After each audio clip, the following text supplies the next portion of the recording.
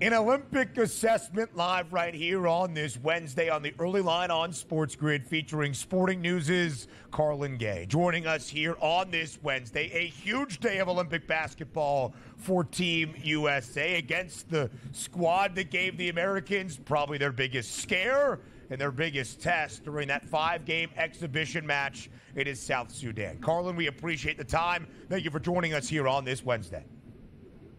Bankroll Benny and Ducats Donnie. Good to be with you guys this early morning. Happy to be in the greatest country in the world, too.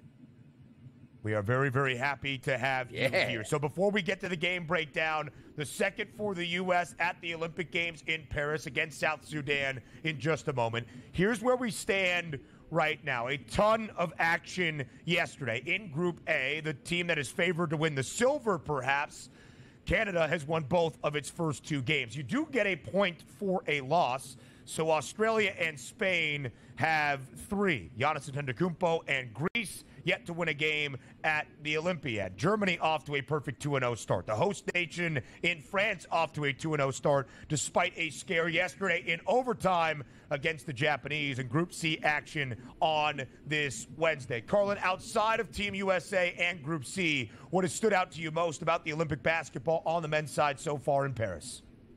I'm actually pretty shocked that Greece hasn't been able to pull off a win just yet. You know, you have one of the best players in the world in Giannis Antetokounmpo. If you asked anybody, he's one of the top 5 players on the planet. And, you know, regardless of what's around him, he's able to elevate the team to a level where they should be overachieving. And this Greece team is pretty solid when you look at where the players are coming from. You know, some of them are playing high-level Europe. A lot of the players have been together for a number of years, and they have a pretty good coach, right? It's Spanoulis, who was a former player and knows what it takes to get it done at this level. So I'm pretty shocked that Giannis hasn't been able to get them over the top, and it's going to be very hard for them to get to the quarterfinals round. Like, it's a must-win scenario now the rest of the way if they plan on standing on a podium at the end of the day.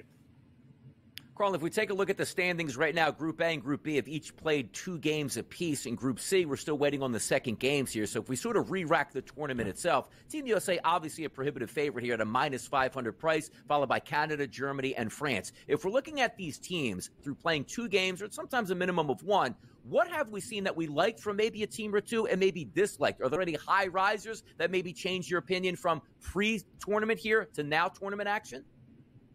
Yeah, I'm honestly interested in what Germany has been able to do in the tournament. Yes, I know they won the World Cup a year ago.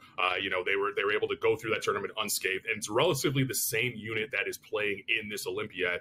But what's different about this is the fact that the rest of the teams are different, right? Canada has Jamal Murray. They did not have them.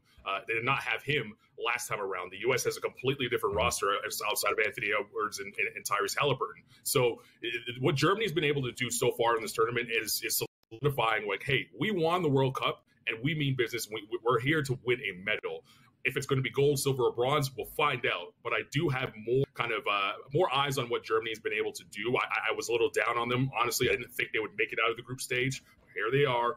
They're working towards the goal of making it to the podium. The Wagner brothers, Mo and Franz, playing very, very well so far for Team Germany. All right, let's get to the second day of action in Group C in men's Olympic basketball. Of course, it was the 4th of 5 games in the exhibition match that caught everybody by surprise. It would have been one of the biggest stunners in international basketball in history. South Sudan and the United States. In London, the U.S. prevails 101-100 thanks to LeBron James. But South Sudan had many opportunities, Carlin, in the final 10 seconds to win that game outright, booked as a 40-point underdog plus against the Americans. Now this game is for real. The United States, a 28.5-point favorite against South Sudan, who won its Olympic opener by 11 points, 90-79 on Sunday afternoon against Puerto Rico. So a 28.5-point spread that is obviously varied a ton from what the line was for the exhibition match just a few days ago, Carlin. 31.5-point spread in favor of Team USA. Everybody remembering the Olympic exhibition match. How competitive do you expect today's game to be in Paris? Yeah, the South Sudan game for South Sudan was a little bit of a gift and a curse, right? They got a chance to go toe-to-toe with Team USA. They had a chance to win that game really late, as you mentioned. and they got that confidence coming into the Olympic Games and saying, like, we could compete with the best team on the planet. The downside of that is now the best team on the planet knows that you could compete. So they're not going to walk into this game, kind of giving you an opportunity to get off on the right foot. So that 29-point spread is very interesting, especially in FIBA basketball, because point difference matters, right? It's not enough to just go 3-0 in the group, which Team USA should. The point difference is going to be the determining factor of whether or not you play the 8th seed or the 7th seed or however it shakes out in the quarterfinals. And with Canada off to a good start, France off to a good start, you gotta not only win games, you gotta win them impressively. You gotta run the score up. So I expect Team USA to get close to that 29-point mark. Honestly, I would not touch that, but I would touch the total under because I don't think that South Sudan is going to hit enough threes. They hit a ton of threes in that pre-tournament game. Mario Shea could not miss. So I expect that to come back down to earth, and I expect Team USA to lock in defensively. So that under is what I'm looking at. The spread, I'm a little iffy on it, but if you put me back against the wall, I'm going to say that they're going to cover that. But I'm not as certain as I am with the under. The reason why that three-point line is in there, it's the ultimate equalizer. If you can get hot, sometimes there's nothing the other team can certainly do about it. Now, if we are looking at this game overall, we did have a little bit of controversy here in the past game.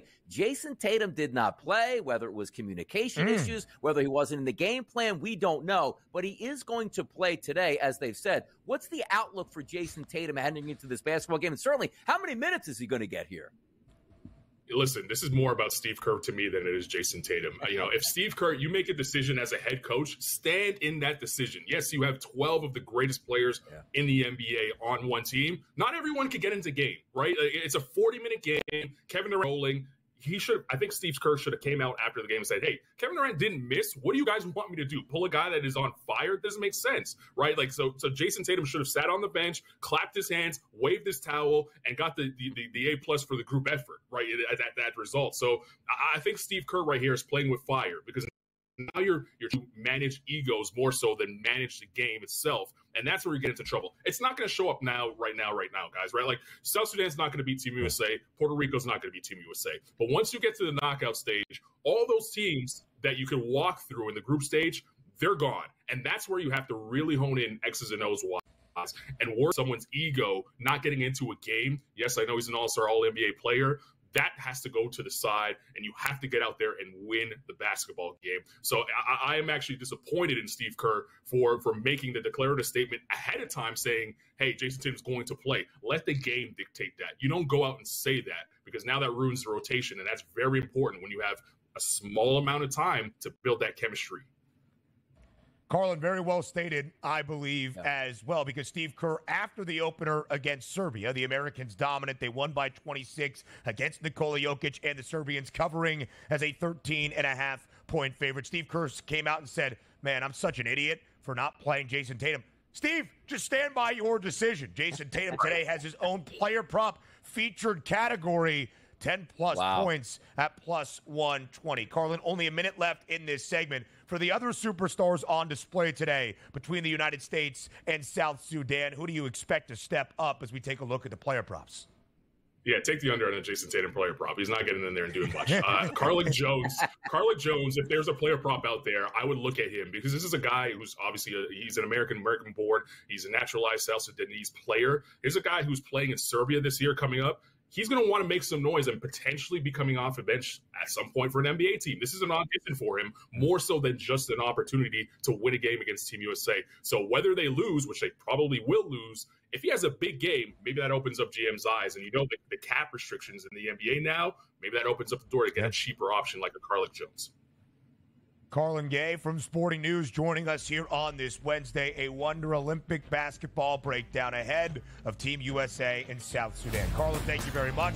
More on the early line up next.